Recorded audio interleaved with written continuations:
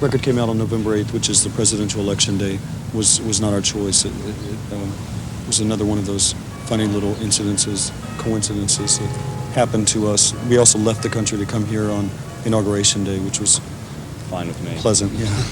I really don't want to see it. Pomp and circumstance is really not my style. I'd rather I think they spent $25 million on the inauguration ball, which 10 miles away. There's like hundreds of people sleeping on grates and starving to death and freezing to death. So we really know where to put our money in America.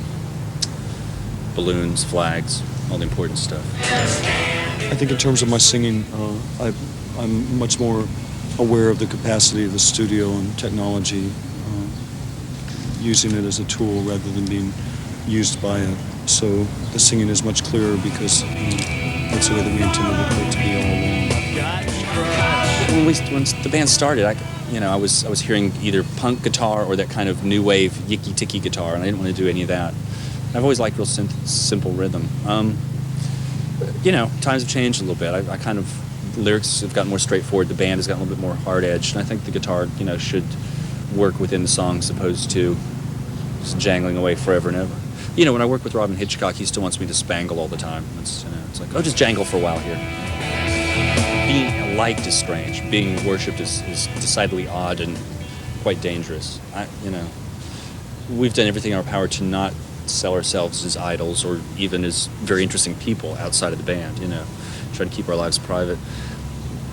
But people tend to, be inspired by the people that they like, whether it be musically or politically or in sports. You can't really help it, but I think once people get to see us, they'll realize we're certainly not godlike.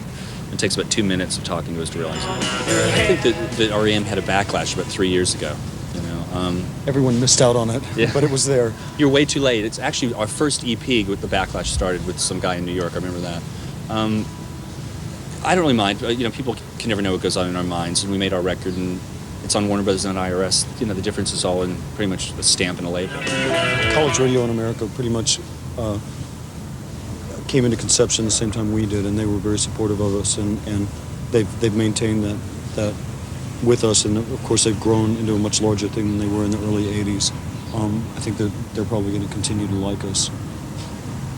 We owe a great deal to them.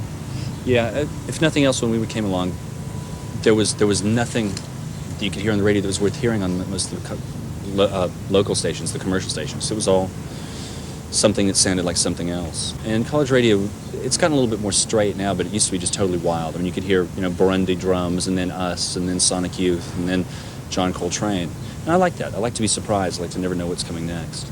Top 40 is still, in America, it's still, when something like Dirty Dancing Soundtrack can be the #1 album in the country for 3 months standing, you recognize that the people who are in charge of that kind of product control are not really on top of what's going on. We have pretty much never dealt with Top 40 radio on a one-to-one level because we choose not to, and essentially what's happened is they've come around to us. We haven't really compromised ourselves one iota, but with the decade wearing on, I think that what we're doing is a little more acceptable on a mass level than it was 8 years ago, and that's good. It's a good thing. It's opening a lot of doors for a lot of other bands. I don't think we're spearheading any kind of revolution, but